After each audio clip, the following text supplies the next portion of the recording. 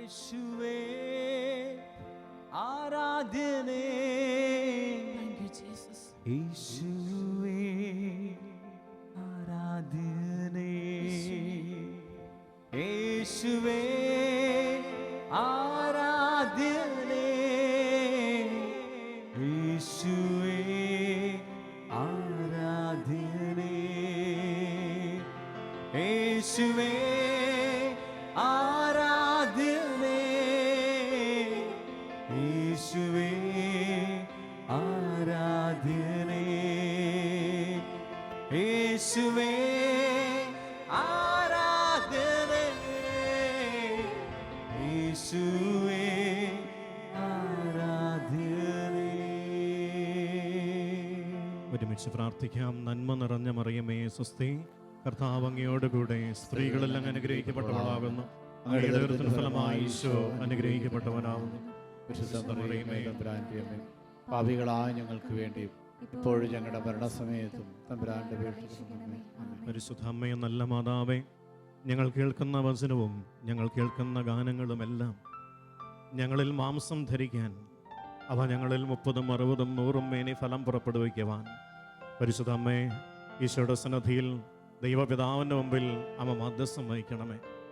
മാതാവേ, ഞങ്ങൾ ഒരനുഗ്രഹമായി മാറുവാൻ, ഞങ്ങളുടെ ജീവിതങ്ങൾ ലോകത്തിന്, സഭയ്ക്ക്, സുവിശേഷത്തിന് ഒരനുഗ്രഹമായി മാറുവാൻ അമ്മ ഈശോയുടെ സന്നിധിയിൽ ഈ രാത്രിയിൽ പ്രാർത്ഥിക്കണമേ. നന്മ നിറഞ്ഞ മറിയമേ സ്വസ്തി, കർത്താവ് അങ്ങയോടുകൂടെ സ്ത്രീകളിൽ അങ്ങ് അനുഗ്രഹിക്കപ്പെട്ടവളാകുന്നു. അങ്ങയുടെ ഉദരത്തിൻ ഫലമായി ഈശോ അനുഗ്രഹിക്കപ്പെട്ടവനാകുന്നു. പാപികളായ ഞങ്ങൾക്ക് വേണ്ടി ഇപ്പോഴും ഞങ്ങളുടെ മരണസമയത്തും തമ്പുരാന്റെ Praise the Lord. Praise the Lord. Hallelujah. Hallelujah. പലതരം വരുത്തി പറയാം. Hallelujah. Hallelujah. Hallelujah. Hallelujah. ശാന്തമായിട്ടിരിക്കാം.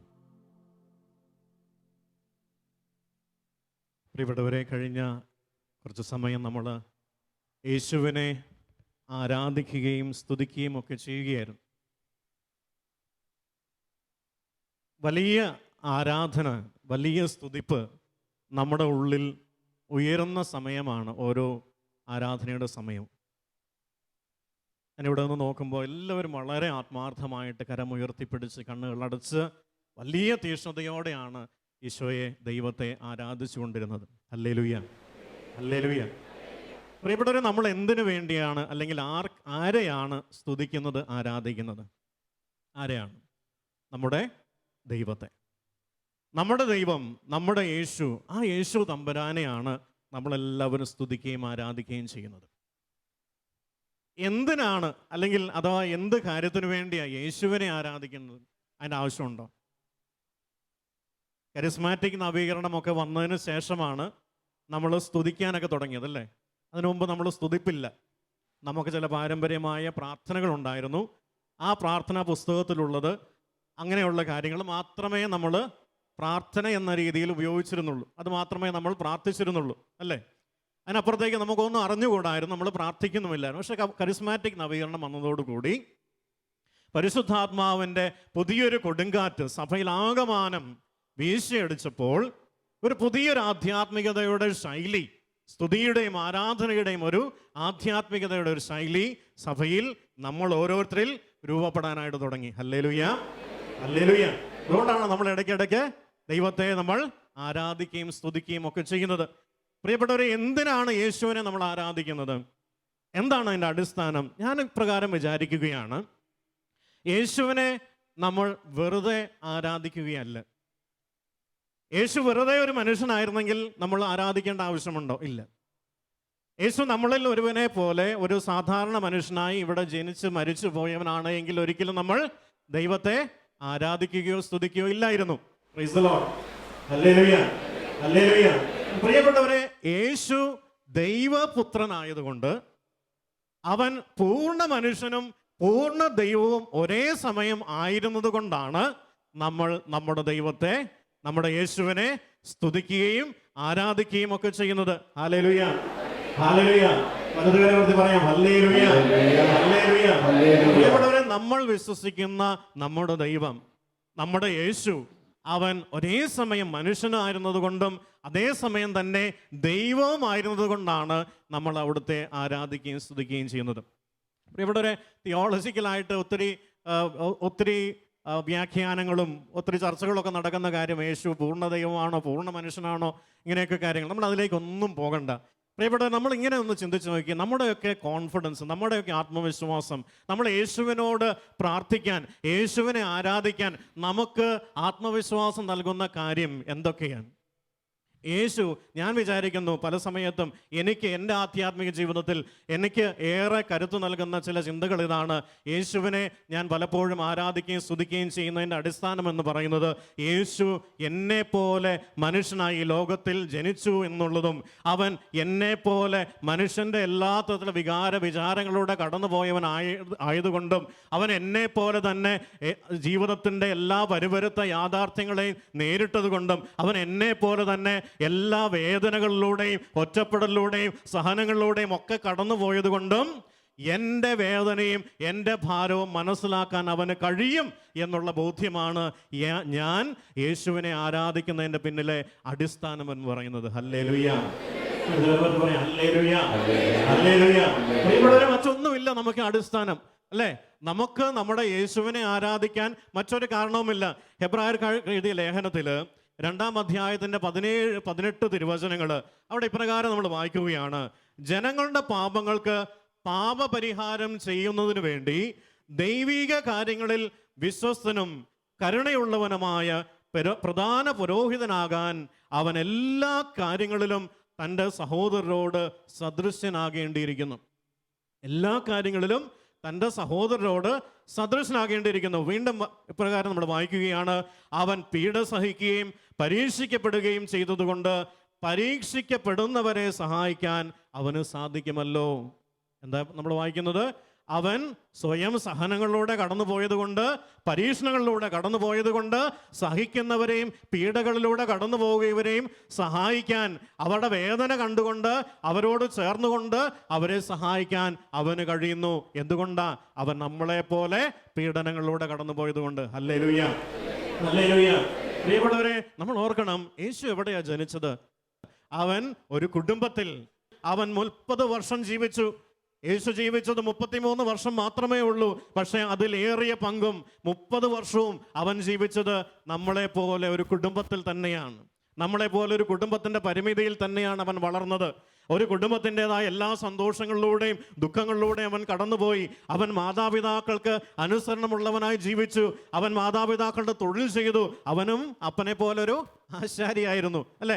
അപ്പനെ പോലെ ഒരു ആശാരിയായിരുന്നു. ഒരു കുടുംബത്തിൻ്റെ എല്ലാ പരിമിതികളിലൂടെയും, ഒരു കുടുംബത്തിൻ്റെ എല്ലാ സാധ്യതകളിലൂടെയും കുറവുകളിലൂടെയും അതിൻ്റെ എല്ലാ ചലഞ്ചസിലൂടെയും അവിടെ ഉണ്ടായ എല്ലാ വെല്ലുവിളികളെയും അവൻ നേരിട്ടുകൊണ്ടാണ് യേശു ഈ ലോകത്തിലൂടെ ജീവിച്ചു പോയത്. Hallelujah, hallelujah. അതുകൊണ്ട് തന്നെ നമുക്ക് ഇപ്രകാരം ചിന്തിക്കാൻ കഴിയും: എനിക്ക് എൻ്റെ കുടുംബത്തിലുണ്ടാകുന്ന വരുവരുത്ത യാഥാർത്ഥ്യങ്ങളുടെ മുമ്പിലുള്ള പതർച്ചകൾ മനസ്സിലാക്കാൻ എൻ്റെ യേശുവിന് കഴിയും, അല്ലേ? ഞാനൊരു കുടുംബത്തിലായിരുന്നു കൊണ്ട് എൻ്റെ കുടുംബത്തിലൊരു വേദന ഉണ്ടാകുമ്പോൾ, ഒരു രോഗമുണ്ടാകുമ്പോൾ, ഒരു കണ്ണുനീരുണ്ടാകുമ്പോൾ, ഒരു തകർച്ചയുണ്ടാകുമ്പോൾ ആ വേദന, ആ കണ്ണുനീര് എപ്രകാരം എൻ്റെ ഹൃദയത്തെ മുറിപ്പെടുത്തുന്നു, എപ്രകാരം എൻ്റെ ഹൃദയത്തെ ഭാരപ്പെടുത്തുന്നു എന്ന് മനസ്സിലാക്കാൻ ഒരു കുടുംബത്തിൽ വസിച്ചവനായ യേശുവിന് സാധിക്കും. ഒരു കുടുംബത്തിൽ ജീവിച്ചവനായ യേശുവിന് സാധിക്കും. കാരണം അവൻ 30 വർഷം ജീവിതത്തിൻ്റെ സിംഹഭാഗവും അവൻ ജീവിച്ചത് ഒരു കുടുംബത്തിലാണ്, മറ്റൊരിടത്തുമല്ല. Hallelujah, hallelujah. പ്രിയപ്പെട്ടവരെ, നമ്മൾ മുമ്പോട്ട് പോകുമ്പോൾ നമ്മൾ കാണുന്നു, അവൻ ജീവിതത്തിൻ്റെ എല്ലാ സഹനങ്ങളിലും അവൻ കടന്നുപോയി. അവൻ പീഡനങ്ങൾ ഏറ്റപ്പോൾ നമുക്കറിയാം, പ്രത്യേകമായിട്ട് നമുക്കറിയാം, ശരീരത്തിൽ ഒരു മനുഷ്യന് ഏൽക്കാവുന്നതിൻ്റെ പരമാവധി വേദന, പരമാവധി സഹനം, പരമാവധി തകർച്ച അവൻ സ്വന്തം ശരീരത്തിൽ ഏറ്റുവാങ്ങിക്കൊണ്ടാണ് എനിക്കും നിങ്ങൾക്കും വേണ്ടി ഒരു ബലിയായി കുരിശിൽ മരിച്ചത്. Hallelujah, hallelujah. ഇവിടെ നമ്മൾ ഓർക്കണം, എത്ര വലിയ സ്നേഹമാണ് പിതാവ് നമ്മളോട് കാണിച്ചിരിക്കുന്നത്. എത്ര വലിയ സ്നേഹമാണ് പിതാവ് നമ്മളോട് കാണിച്ചിരിക്കുന്നത്. കാരണം നമ്മുടെ ജീവിതത്തെ പിശാചിൻ്റെ അടിമത്തത്തിൽ നിന്ന് വീണ്ടെടുക്കാൻ വേണ്ടി സ്വർഗത്തിലുള്ള നമ്മുടെ അപ്പൻ സ്വർഗത്തിലുള്ള നമ്മുടെ അപ്പൻ അവൻ്റെ ഏകപുത്രനായ one and only begotten son Jesus, ഏക മകനായ ക്രിസ്തുവിനെ കുരിശിൽ ഒരു ബലിയായി അവൻ സമർപ്പിച്ചു.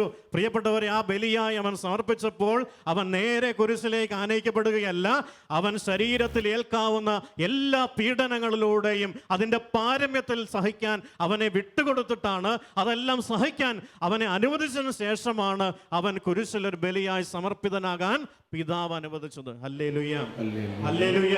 പ്രിയപ്പെട്ടവരെ, എന്തിനു വേണ്ടിയാ ക്രിസ്തു ഈ പീഡനങ്ങളിലൂടെ കടന്നുപോയി? നമ്മൾ ഒറ്റവാക്കിൽ പറയുമ്പോൾ നമ്മളെ രക്ഷയിലേക്ക് നയിക്കാൻ വേണ്ടിയാ. അത് ശരി തന്നെയാണ്, അത് വളരെ ശരിയായ ഉത്തരമാണ്. അതിനപ്പുറത്തേക്ക് ചില കാര്യങ്ങൾ കൂടിയുണ്ട്. എന്താണത്? നമ്മൾ നമ്മുടെ ശരീരത്തിൽ വഹിക്കുന്ന വേദനകൾ, നമ്മുടെ ശരീരത്തിൽ വഹിക്കുന്ന രോഗങ്ങൾ, ശരീരത്തിൽ വഹിക്കുന്ന പീഡനങ്ങൾ, ഏൽക്കുന്ന എല്ലാ ഭാരങ്ങളും യേശു ക്രിസ്തു അവൻ്റെ ശരീരത്തിൽ അനുഭവിച്ച് അതിൻ്റെ വേദനയുടെ പാരമ്യമെല്ലാം അവൻ കടന്നുപോയി നമ്മിൽ ഒരുവനെ പോലെ വേദന സ്വീകരിച്ച് കടന്നു പോയത് കൊണ്ട് അവന് ഇന്ന് നമ്മൾ നമ്മുടെ ശരീരത്തിൽ ഏൽക്കുന്ന വേദനകൾ തിരിച്ചറിയാൻ, അതിന്റെ ഭാരം മനസ്സിലാക്കാൻ അവൻ കഴിയാൻ വേണ്ടിയിട്ടാണ്. Hallelujah, hallelujah. വെറുതെ പറയാം ഹല്ലേലൂയ, ഹല്ലേലൂയ. പ്രിയപ്പെട്ടവരെ, നമ്മൾ വിശ്വസിക്കുന്ന നമ്മുടെ ദൈവം എന്ന് പറയുന്നത്, നമ്മുടെ ദൈവം എന്ന് പറയുന്നത് അകലങ്ങളിൽ എവിടെയോ സ്വർഗമെന്ന് പറയുന്ന ഏതോ ഒരു ദൂരസ്ഥലത്ത് ഒളിച്ചിരിക്കുന്ന മഹത്വത്തിൻ്റെ സിംഹാസനത്തിൻ്റെ ഗ്ലോറി മുഴുവൻ അനുഭവിച്ച് ഇങ്ങനെ വളരെ സന്തോഷത്തോടെ മാലാഹമാരുടെയൊക്കെ സ്തുതിയൊക്കെ സ്വീകരിച്ച് സന്തോഷത്തോടെ ഇരിക്കുന്ന ഒരു ദൈവത്തിലല്ല നമ്മൾ വിശ്വസിക്കുന്നത്. എന്നെയും നിങ്ങളെയും പോലെ ജീവിതത്തിൻ്റെ എല്ലാ പരിവരുത്ത യാഥാർത്ഥ്യങ്ങളിലൂടെയും കടന്നുപോയി എല്ലാ വേദനകളും സ്വയം സഹിച്ച് അവയെല്ലാം തരണം ചെയ്ത് മുന്നോട്ട് പോയ ഒരു ദൈവത്തിലാണ് നമ്മൾ വിശ്വസിക്കുന്നത്. പ്രിയപ്പെട്ടവരെ, അതുകൊണ്ട് തന്നെ നമ്മൾ വിശ്വസിക്കണം, നമ്മുടെ ദൈവം നമ്മളെ വ്യക്തിപരമായി അവൻ അറിയുന്നുണ്ട്. നമ്മുടെ വേദനയുടെ ഭാരം അതെത്ര വലുതോ ചെറുതുമാവട്ടെ യേശുവിന് അറിയാമത്, യേശുവിന് മനസ്സിലാക്കാൻ കഴിയും. അതുകൊണ്ടാണ് സങ്കീർത്തകൻ പറയുന്നത്, നിങ്ങളെക്കുറിച്ച് ശ്രദ്ധയുള്ള ഒരു ദൈവമുണ്ട് എന്ന്. സങ്കീർത്തനം 115:12 നമ്മൾ പ്രകാരം വായിക്കുന്നുണ്ട്, അവിടത്തേക്ക് നമ്മെക്കുറിച്ച് വിചാരമുണ്ട്. നമ്മളെക്കുറിച്ച് വിചാരമുള്ളത് കൊണ്ട് അവൻ നമ്മുടെ ജീവിതത്തിൽ ഉണ്ടാകുന്ന ഏത് ചെറുതും വലുതുമായ വേദനകൾ അവൻ അറിയുന്നുണ്ട്. ഏത് ചെറുതും വലുതുമായ ഭാരങ്ങൾ അവന് തിരിച്ചറിയാൻ കഴിയും. നമ്മുടെ ജീവിതത്തിൽ എത്ര തകർച്ചകൾ വന്നാലും അതിൻ്റെ ഭാരം എത്രയെന്ന് തിരിച്ചറിയാൻ നമ്മുടെ യേശുവിന് കഴിയും. കാരണം ആ വഴികളിലൂടെ തന്നെയാണ് അവനെ സ്വർഗത്തിലുള്ള പിതാവ് നയിച്ചത്. പ്രിയപ്പെട്ടവരെ, വചനപ്രകാരം പറയാണ്, എബ്രായർക്ക് എഴുതിയ ലേഖനം 4:15 നമ്മൾ ഇപ്രകാരം വായിക്കുന്നുണ്ട്, നമ്മുടെ ബലഹീനതകളിൽ നമ്മോടൊത്ത് സഹതപിക്കാൻ കഴിയാത്ത ഒരു പ്രധാന പുരോഹിതനല്ല നമുക്കുള്ളത്. പിന്നെയോ, ഒരിക്കലും പാപം ചെയ്തിട്ടില്ലെങ്കിലും എല്ലാ കാര്യങ്ങളിലും നമ്മെ പോലെ തന്നെ പരീക്ഷിക്കപ്പെട്ടവനാണ് അവൻ. എല്ലാ കാര്യങ്ങളിലും നമ്മെ പോലെ പരീക്ഷിക്കപ്പെട്ടവനാണ് അവൻ. ആര്? യേശു തമ്പുരാൻ. അത് നമ്മെ പോലെ തന്നെ. പ്രിയപ്പെട്ടവർ, ഒരു വ്യത്യാസവും ഇല്ല. അതുകൊണ്ടാണ് തിയോളജിയൻസ് അല്ലെങ്കിൽ ദൈവശാസ്ത്രജ്ഞന്മാർ വളരെ വ്യക്തമായി പറയുന്നത്, Jesus is fully man and fully God. അവൻ മുഴുവനായും പൂർണ്ണമായും മനുഷ്യനാണ്, ഒപ്പം പൂർണ്ണമായും ദൈവമാണ്. പൂർണ്ണമായും മനുഷ്യനാണ്, അതുപോലെ തന്നെ പൂർണ്ണമായും ദൈവമാണ്. പ്രിയപ്പെട്ടവരെ, ആ വാക്ക് നമുക്ക് ഏറെ പ്രത്യാശ നൽകുന്ന ഒരു വാക്ക് കൂടിയാണ്. കാരണം എന്തെന്നറിയാവോ? കാരണം ഇതാണ്, ദൈവം യേശു അവൻ്റെ ശരീരത്തിൽ അവൻ പീഡനങ്ങൾ ഏറ്റെങ്കിൽ, ഒരു മനുഷ്യൻ എന്ന നിലയിൽ അവൻ ശരീരത്തിൽ ഏറ്റവും ഏറെ പീഡനങ്ങൾ ഏറ്റെങ്കിൽ, അതേ യേശു അവൻ ദൈവമായിരിക്കുന്നത് കൊണ്ട് അവൻ്റെ ശരീരത്തിലേറ്റ പീഡകൾ, നമ്മുടെ ശരീരത്തിലേറ്റ പീഡകൾക്ക് മുഴുവൻ സൗഖ്യം നൽകുവാൻ അവന് കഴിയും. Hallelujah, hallelujah. അതാണ് നമ്മുടെ പ്രത്യാശ. മനുഷ്യൻ എന്ന നിലയിൽ അവൻ ശരീരത്തിൽ പീഡനമേറ്റ് അതിൻ്റെ വേദന സഹിച്ചുവെങ്കിൽ, ദൈവം എന്ന നിലയിൽ ആ വേദനകൾ എടുത്തു നീക്കാൻ അവന് കഴിയും. Hallelujah, hallelujah. പ്രിയപ്പെട്ടവരെ, നമ്മൾ വിശ്വസിക്കുന്ന ദൈവത്തിന് പീഡനങ്ങൾ ഏൽക്കാൻ മാത്രമല്ല, ദൈവം എന്ന നിലയിൽ ആ പീഡനങ്ങളുടെ മേൽ സൗഖ്യം നൽകാനും അവൻ കഴിയുമെന്ന് വചനം നമ്മളെ ഓർപ്പിക്കുക. Hallelujah, hallelujah. പ്രിയപ്പെട്ടവരെ, നമ്മൾ ഇപ്രകാരം വചനത്തിൽ നമുക്ക് സുപരിചിതമായ ഒരു വചനഭാഗമാണ് ലാസറിന്റെ മരണത്തെക്കുറിച്ചുള്ള വചനഭാഗം. പ്രിയപ്പെട്ടവരെ, അവിടെ ലാസർ അവൻ്റെ യേശുവിൻ്റെ ഏറ്റവും വലിയ സ്നേഹിതനായിരുന്നു ലാസറിന് രോഗിയാണ്, അവൻ ക്രിട്ടിക്കൽ കണ്ടീഷനിലാണെന്നൊക്കെ യേശുവിനെ പല രീതിയിൽ അറിയിച്ചു. പക്ഷേ യേശു അവിടേക്ക് പോയില്ല. അറിയിപ്പ് കിട്ടിയിട്ടും അവിടേക്ക് പോയില്ല. അവൻ 4 ദിവസങ്ങൾക്ക് ശേഷമാണ് ലാസർ മരിച്ച് 4 ദിവസങ്ങൾക്ക് ശേഷമാണ് ലാസറിന്റെ വീട്ടിലെത്തുന്നത്. പ്രിയപ്പെട്ടവരെ, ആ സമയത്ത് ലാസറിന്റെ വീട്ടിൽ യേശു എത്തുമ്പോൾ അവിടെ മുഴുവൻ ശോകമോകമാണ്, വളരെ ശോകമോകമായ അന്തരീക്ഷം. കാരണം എന്താ? ലാസർ മരിച്ചു. ഇവൻ വരുന്നത് കണ്ടപ്പോൾ സഹോദരിമാർ രണ്ടുപേരും ഓടി അവൻ്റെ അടുത്ത് വന്നു. അവരുടെ സങ്കടമൊക്കെ പറഞ്ഞു. ഗുരു, നീ ഇവിടെ ഉണ്ടായിരുന്നെങ്കിൽ ഇതൊന്നും സംഭവിക്കുകയില്ലായിരുന്നു എന്നൊക്കെ പറഞ്ഞു. എങ്കിലും സാരമില്ല, നീ വന്നല്ലോ എന്നൊരാശ്വാസത്തിൽ അവർ നിൽക്കുകയാണ്. പ്രിയപ്പെട്ടവരെ, അവരുടെ വേദനകളിൽ, അവരുടെ കണ്ണുനീരിൽ, അവരുടെ ഭാരത്തിൽ, ആ കുടുംബം അനുഭവിക്കുന്ന വേദനയോട് യേശു ചേർന്ന് അവരോട് നമ്മൾ വായിക്കുന്നു, അവൻ കണ്ണുനീർ വാർത്ത് കരഞ്ഞു. അവൻ കണ്ണുനീർ വാർത്തു. അവരുടെ വേദന അവൻ ഉൾക്കൊണ്ടു. ഒരു മനുഷ്യനെന്ന നിലയിൽ, ഒരു മനുഷ്യൻ എന്ന നിലയിൽ, മാനുഷികമായി അവൻ്റെ കുടുംബ സുഹൃത്ത് എന്ന നിലയിൽ അവരുടെ വേദനയിൽ അവൻ പങ്കുകൊണ്ടുകൊണ്ട് അവിടെ അവൻ കണ്ണുനീരോടെ അവരുടെ കൂടെ നിൽക്കുകയാണ്. എന്നാൽ പ്രിയപ്പെട്ടവരെ, അവനിലെ ദൈവത്വം തൊട്ടടുത്ത നിമിഷത്തിൽ വെളിപ്പെടുക. എന്താണ്? അവൻ അവരെയും കൂട്ടിക്കൊണ്ട് കല്ലറയിലേക്ക് പോകുന്നു. അവിടെ ആ കല്ലറയുടെ കല്ലെടുത്തു മാറ്റാൻ ആവശ്യപ്പെടുന്നു. ലാസറെ പുറത്തു വരിക എന്ന് പറയുന്നു. അവന്റെ വാക്ക് കേട്ടപ്പോൾ മരിച്ചവൻ ഇതാ ജീവനുള്ളവനായി പുറത്തു വരികയാണ്. Hallelujah, hallelujah. പ്രിയപ്പെട്ടവരെ, ഒരേ സമയത്ത് മനുഷ്യനായിരിക്കുന്ന ക്രിസ്തുവിനെയും ദൈവമായിരിക്കുന്ന ക്രിസ്തുവിനെയും അവിടെ നമ്മൾ പരിചയപ്പെടുകയും കാണുകയാണ്. പ്രിയപ്പെട്ടവരെ, ഈ ദൈവം എപ്പോഴും നമ്മുടെ ജീവിതത്തിൽ ഇടപെടാൻ കാത്തിരിക്കുകയും, ഈ ദൈവം, മനുഷ്യനും ദൈവവുമായ ഈ ദൈവം നമ്മുടെ ജീവിതത്തിൽ എപ്പോഴും തൻ്റെ സാന്നിധ്യം അറിയിക്കാൻ ആഗ്രഹിക്കുക. ഹല്ലേലൂയ, ഹല്ലേലൂയ, ഹല്ലേലൂയ. അതുകൊണ്ടാണ് ലാസർ എന്ന അവന്റെ സ്നേഹിതന്റെ വീട്ടിൽ അവൻ കടന്നു എന്നതും അവരെ ആശ്വസിപ്പിക്കാൻ അവൻ പരിശ്രമിച്ചതും. അവൻ അങ്ങനെ ഒരു കാര്യം ചെയ്യേണ്ടവനൊന്നും അല്ല, അതിൻ്റെ ആവശ്യമൊന്നുമില്ല. ഒരു ദൈവം എന്ന നിലയിൽ മാത്രമാണ് അവൻ്റെ അസ്തിത്വമെങ്കിൽ അവന് ഇങ്ങനെ രോഗികളെയൊക്കെ സുഖപ്പെടുത്തി അങ്ങനെ നടന്നാൽ മതിയായിരുന്നു. പക്ഷേ അവൻ മനുഷ്യനായിരുന്നത് കൊണ്ടും ദൈവമായിരുന്നത് കൊണ്ടും, ഒരേ സമയം മനുഷ്യൻ ദൈവമായിരുന്നത് കൊണ്ട് അവൻ ലാസറിന്റെ വീട്ടിലേക്ക്, വേദനിക്കുന്ന ആ കുടുംബത്തിലേക്ക് കടന്നു എന്ന് അവരെ ആശ്വസിപ്പിക്കുകയും ജീവനില്ലാത്തവനെ ജീവനുള്ളവനായി അവൻ മടക്കി കൊടുക്കുകയും ചെയ്തു. Hallelujah, hallelujah. പ്രിയപ്പെട്ടവരെ, ഇങ്ങനെ ഓരോ നിമിഷവും നമ്മുടെ ജീവിതത്തിൽ ക്രിസ്തു യേശു ഇടപെടാൻ ആഗ്രഹിക്കുന്നു എന്ന് വചനം നമ്മളെ ഓർപ്പിക്കുക. പ്രിയപ്പെട്ടവരെ, അതുകൊണ്ടാണ് കർത്താവ്, അവൻ്റെ നാമം ഇമ്മാനുവൽ ആണ് എന്ന് നമ്മൾ വിളിക്കുന്നത്. അവൻ എപ്പോഴും നമ്മുടെ കൂടെയാണ്. ഇമ്മാനുവൽ എന്ന് പറഞ്ഞ അർത്ഥം എന്താ? ദൈവം നമ്മുടെ കൂടെ. അവൻ നമ്മുടെ കൂടെയുണ്ട്, കൂടെ ഉള്ളവനായ ദൈവമാണ് എന്ന് വീണ്ടും വീണ്ടും വചനം നമ്മളെ ഓർപ്പിക്കുന്നത്, ദൈവം നമ്മളെ ഓർപ്പിക്കും. അതുകൊണ്ടാണ് അവൻ നമ്മുടെ കൂടെയുണ്ട്.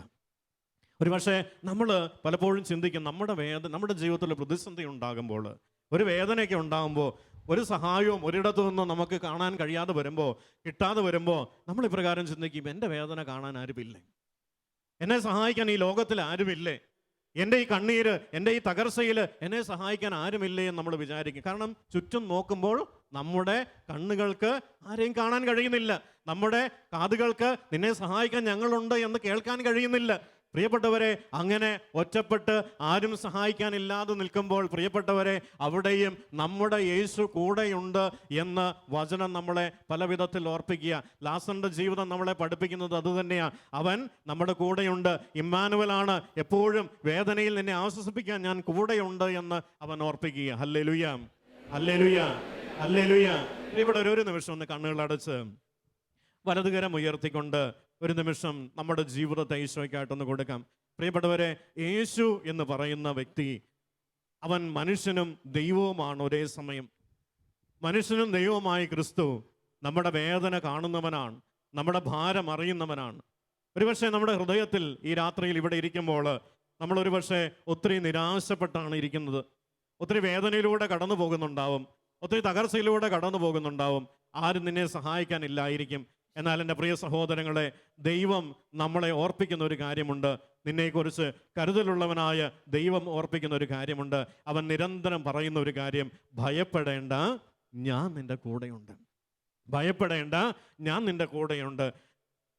ഏകരായി പോയ, നിരാശയിൽപ്പെട്ട ലാസറിന്റെ സഹോദരിമായ ആരായ മറിയത്തെയും യേശു ആശ്വസിപ്പിച്ചത് അവരുടെ സഹോദരനെ ജീവനുള്ളവനായി തിരിച്ചു നൽകിക്കൊണ്ടാണ് എങ്കിൽ, അതുപോലെ തന്നെ നമ്മുടെ ജീവിതത്തിലെ തകർച്ചകളിൽ നിന്ന് നമ്മളെ വിടുവിക്കുവാൻ നമ്മുടെ യേശു നമ്മുടെ കൂടെ നിന്നുകൊണ്ട് നമ്മളെ ആശ്വസിപ്പിക്കാൻ പറയുന്ന ഒരു വാക്കിതാണ്, ഭയപ്പെടേണ്ട, ഞാൻ നിന്റെ കൂടെയുണ്ട് എന്ന്. പ്രിയപ്പെട്ടവരെ, ഇരുകരങ്ങളൊന്ന് സ്വർഗത്തിലേക്ക് ഉയർത്തിക്കൊണ്ട് നമ്മൾ ഇപ്രകാരം ഒന്ന് പ്രാർത്ഥിക്കാമോ? കർത്താവേ, അവിടുന്ന് എൻ്റെ കൂടെയുണ്ട് എന്ന് വിശ്വസിക്കാൻ, അവിടുന്ന് എൻ്റെ കൂടെയുണ്ട് എന്ന് വിശ്വാസത്തോടെ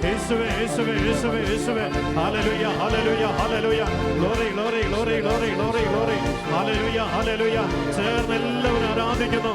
എല്ലാ വേദനകളും എല്ലാ ഭാരങ്ങളും തമ്പുരാന്റെ പക്കലേക്ക് സമർപ്പിച്ചുകൊണ്ട് ഈ രാത്രി ഒരു അനുഗ്രഹത്തിന്റെ രാത്രിയായി നമ്മുടെ ജീവിതത്തിൽ മാറുവാൻ, ഒരു അനുഗ്രഹത്തിന്റെ സമയമായി ഈ രാത്രി മാറുവാൻ കർത്താവേ അവിടെ ഞങ്ങളെ അനുഗ്രഹിക്കണമേ എന്ന പ്രാർത്ഥനയോടെ ഈശോയെ സ്തുതിക്കുകയും ഹല്ലേലൂയ ഹല്ലേലൂയ ഹല്ലേലൂയ ഹല്ലേലൂയ ഹല്ലേലൂയ ഹല്ലേലൂയ ഹല്ലേലൂയ ഹല്ലേലൂയ hallelujah glory glory glory glory glory glory hallelujah ഹല്ലേലൂയ ഹല്ലേലൂയ ഹല്ലേലൂയ യേശുവേ യേശുവേ യേശുവേ യേശുവേ യേശുവേ കരങ്ങളടിച്ച് വീണ്ടും ചേർന്ന് കരങ്ങളടിച്ച് എല്ലാവരും കരങ്ങളടിച്ച് ആരാധിക്കാൻ പാപമെല്ലാം കഴുകിയല്ലോ പാരിടം സ്വർഗമായി.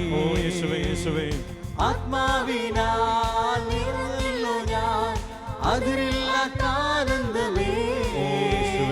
പാപമെല്ലാം കഴുകിയല്ലോ പാരിടം സ്വർഗമായി. ഓ ഇന്നെന്റെ ജീവിതം ധന്യമായി, ഇനി എന്റെ നാളുകൾ ഇന്നെന്റെ ജീവിതം ധന്യമായി, ഇനി എന്റെ നാളുകൾ നാദന. എന്റെ ദുഃഖങ്ങൾ ഭാരങ്ങൾ അകന്നുപോയി, ദിവ്യനാഥന്റെ സ്നേഹത്തിൽ എന്റെ ദുഃഖങ്ങൾ ഭാരങ്ങൾ എന്റെ ദുഃഖങ്ങൾ ഭാരങ്ങൾ അലിഞ്ഞുപോയി, ദിവ്യനാഥന്റെ സ്നേഹത്തിൽ അലിഞ്ഞുപോയി. യേശുവെന്റെ കൂടെയുണ്ട്, ഭയമില്ല എനിക്കൊരു നാളും. കർത്തനെന്നെ കൈവിടില്ല, മറക്കില്ലെന്നേ ഒരു നാളും. ആകുലത തെല്ലുമില്ല, അരികിലുണ്ട് ഈശോനാഥൻ. ആകുലത തെല്ലുമില്ല, ആകുലത തെല്ലുമില്ല, അരികിലുണ്ട് ഈശോനാഥൻ. ആമേൻ ആമേൻ. ഇന്നെന്റെ ജീവിതം ധന്യമാ, ഇനി എന്റെ നാളുകൾ ഇന്നെന്റെ ജീവിതം ധന്യമാ, ഇനി എന്റെ നാളുകൾ നാദന. എന്റെ ദുഃഖങ്ങൾ ഭാരങ്ങൾ അകന്നുപോയി, ദിവ്യനാഥന്റെ സ്നേഹത്തിൽ അലിഞ്ഞുപോയി. എന്റെ ദുഃഖങ്ങൾ ഭാരങ്ങൾ അകന്നുപോയി, ദിവ്യനാഥന്റെ സ്നേഹത്തിൽ അലിഞ്ഞുപോയി. എന്റെ ദുഃഖങ്ങൾ ഭാരങ്ങൾ അകന്നുപോയി, ദിവ്യനാഥന്റെ സ്നേഹത്തിൽ അലിഞ്ഞുപോയി. എന്റെ ദുഃഖങ്ങൾ ഭാരങ്ങൾ അകന്നുപോയി, ദിവ്യനാഥന്റെ സ്നേഹത്തിൽ കരങ്ങൾ ഉയർത്തി ഈശോയെ സ്വതന്ത്രമായി സ്തുതിക്കാം. ഹല്ലേലൂയ ഹല്ലേലൂയ ഹല്ലേലൂയ ഹല്ലേലൂയ ഹല്ലേലൂയ ഹല്ലേലൂയ ഹല്ലേലൂയ ഹല്ലേലൂയ. കർത്താവേ ഞങ്ങൾ അങ്ങേ ആരാധിക്കുന്നു. കർത്താവേ അങ്ങ് ഞങ്ങൾക്ക് വേണ്ടി കുരിശിൽ ഒരു ബലിയായി സമർപ്പിതനായവനാണ് നിങ്ങൾ ഏറ്റുപറയുന്നു.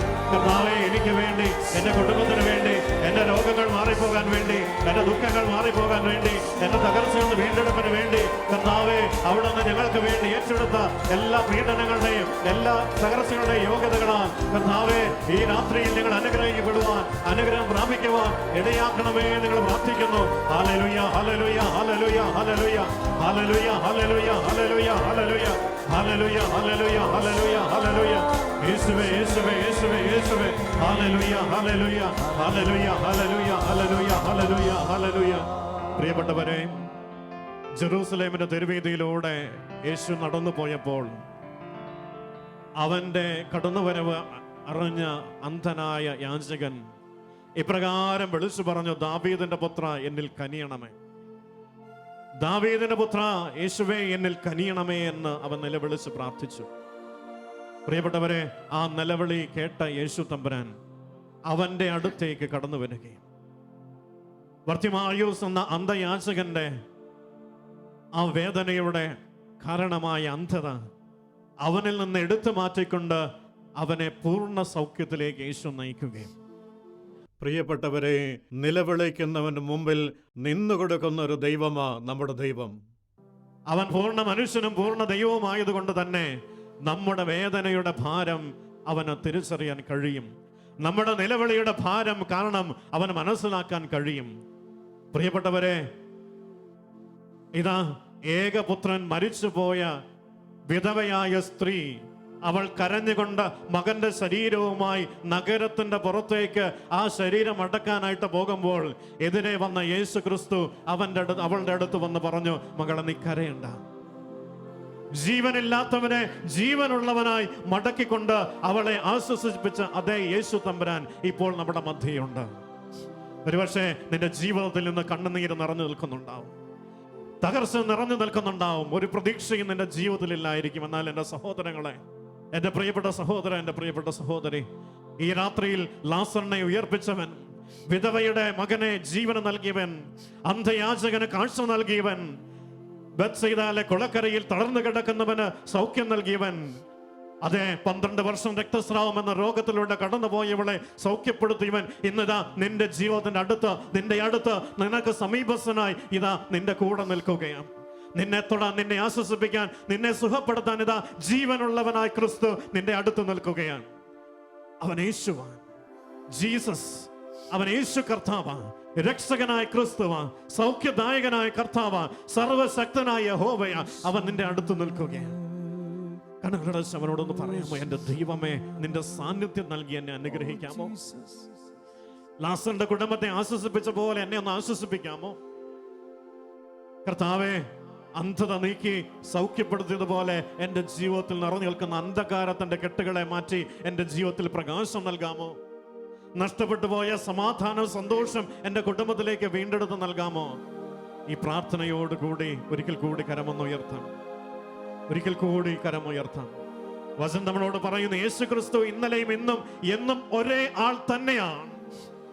2019 വർഷങ്ങൾക്ക് മുമ്പ് ജെറീക്കോയിലൂടെ കടന്നുപോയവൻ, ജെറൂസലേമിന്റെ തെരുവീതിയിലൂടെ കടന്നുപോയവൻ, അവൻ അനേകരെ തൊട്ട് സുഖപ്പെടുത്തിയെങ്കിൽ ഇന്നും ജീവിക്കുന്നവനായ അതേ കർത്താവ് ഇന്നും നമ്മളെയും സൗഖ്യപ്പെടുത്താൻ, നമ്മളെയും വിടുതലിലേക്ക് നയിക്കാൻ, നമ്മളെയും തൊട്ട് നമ്മളെ ആശ്വസിപ്പിക്കാൻ ആ കർത്താവിന് ഇന്നും സാധിക്കുമെന്ന് വചനം നമ്മളെ ഓർപ്പിക്കുകയാണ്. ആ കർത്താവ് നമ്മുടെ മധ്യയുണ്ട് എന്ന്, അവൻ നമ്മുടെ ഇടയിലൂടെ സഞ്ചരിക്കുന്നുവെന്ന്, അവൻ തന്റെ അപരിമയമായ ശക്തി നമ്മിലേക്ക് അയക്കുമെന്ന വിശ്വാസത്തോടെ ഒരിക്കൽ കൂടി നമ്മുടെ ജീവിതത്തെ സമർപ്പിച്ചുകൊണ്ട് സ്വതന്ത്രമായി എല്ലാവരും ഈശോയെ ആരാധിക്കട്ടെ. ഹല്ലേലൂയ, ഹല്ലേലൂയ, ഹല്ലേലൂയ, ഹല്ലേലൂയ, ഹല്ലേലൂയ, ഹല്ലേലൂയ, ഹല്ലേലൂയ, ഹല്ലേലൂയ, ഹല്ലേലൂയ, ഹല്ലേലൂയ, ഹല്ലേലൂയ. യേശുവേ, യേശുവേ, യേശുവേ, രക്ഷകനായ യേശുവേ, ഈ സമയം അങ്ങയുടെ സാന്നിധ്യത്താൽ ഞങ്ങളെ അനുഗ്രഹിക്കണമേ, ഞങ്ങളെ അനുഗ്രഹിക്കണമേ. ഞങ്ങളുടെ രോഗത്തിന്റെ കെട്ടുകൾ യേശുവേ അഴിച്ചു നീക്കണമേ, ഞങ്ങളുടെ പാപത്തിന്റെ കെട്ടുകൾ യേശുവേ രക്ഷക എടുത്തു മാറ്റണമേ എന്ന് പ്രാർത്ഥിക്കുന്നു. ഹല്ലേലൂയ, ഹല്ലേലൂയ, ഹല്ലേലൂയ, ഹല്ലേലൂയ. യേശുവേ എന്ന് വിളിച്ച് പ്രാർത്ഥിക്കാമോ? യേശുനാമത്തെ വിളിച്ച് പ്രാർത്ഥിക്കാമോ? യേശുവേ, യേശുവേ, യേശുവേ, യേശുവേ, യേശുവേ, യേശുവേ, ദാവീദിന്റെ പുത്രൻ യേശുവേ, ഞങ്ങളെ സുഖപ്പെടുത്തണമേ, ഞങ്ങളെ സൗഖ്യപ്പെടുത്തണമേ, ഞങ്ങളെ വിടുതലിലേക്ക് നയിക്കണമേ, ഞങ്ങളെ ആശ്വസിപ്പിക്കണമേ, ഞങ്ങളുടെ കണ്ണുനീർ തുടച്ചു മാറ്റണമേ. ഹല്ലേലൂയ, ഹല്ലേലൂയ, ഹല്ലേലൂയ, ഹല്ലേലൂയ, ഹല്ലേലൂയ, ഹല്ലേലൂയ, ഹല്ലേലൂയ, ഹല്ലേലൂയ, ഹല്ലേലൂയ, ഹല, ഹല, ഹല, ഹല, ഹല, ഹല, ഹല. യേശുവേ, യേശുവേ, യേശുവേ, യേശുവേ, ഹല്ലേലൂയ, ഹല്ലേലൂയ, ഹല്ലേലൂയ. യേശുവേ, യേശുവേ, ഞങ്ങളെ ആശ്വസിപ്പിക്കുവാൻ, ഞങ്ങളെ സുഖപ്പെടുത്താൻ യേശുവേ സ്വർഗം വിട്ടിറങ്ങി വരണമേ, അങ്ങയുടെ സാന്നിധ്യത്തോടെ ഞങ്ങളെ സുഖപ്പെടുത്തണമേ. യേശുവേ നന്ദി, യേശുവേ നന്ദി. ഹല്ലേലൂയ, ഹല്ലേലൂയ, ഹല്ലേലൂയ, ഹല്ലേലൂയ, ഹല്ലേലൂയ, ഹല്ലേലൂയ, ഹല്ലേലൂയ, hallelujah. Glory, glory, glory, glory, glory, glory, glory, glory. യേശുവേ, യേശുവേ, യേശുവേ, യേശുവേ, യേശുവേ, യേശുവേ. ഹല്ലേലൂയ, ഹല്ലേലൂയ, ഹല്ലേലൂയ, ഹല്ലേലൂയ. യേശുവേ, യേശുവേ, യേശുവേ, യേശുവേ, യേശുവേ. യേശുവേ പോലെ സ്നേഹിക്കാൻ ആമേൻ. ആരുമില്ല. അതെ, യേശുവേ പോലെ സ്നേഹിക്കാൻ യേശുവേ പോലെ കരുതാൻ ആരുമില്ല. ആരുമില്ല. യേശുവേ, യേശുവേ പോലെ യോഗ്യനാ ആരും ഇല്ല. അതെ സഹോദരങ്ങളെ, യേശുവിനെ പോലെ യേശുവേ ആരാധന, ഗ്ലോറി. ആരാധന. ചേർന്ന് പാടാം. യേശുവേ പോലെ സ്നേഹിക്കാൻ അതെ, ആരുമില്ല. ആരും ഇല്ല. ഓ യേശുവേ, യേശുവേ പോലെ കരുതാൻ ഓ യേശുവേ, ആരും ഇല്ല. യേശുവേ പോലെ യോഗ്യനാ ആരും ഇല്ല. യേശുവേ ആരാധന ആരാധന.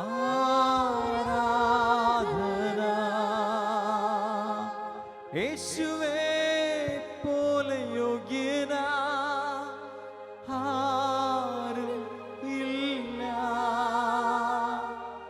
യേശുവേ ആരാധന ആരാധന. Praise the Lord. ഇരിക്കാം. ഹല്ലേലൂയ. സന്തോഷത്തോടെ ഹല്ലേലൂയ. സർവ്വത്തിൽ പറയാം ഹല്ലേലൂയ.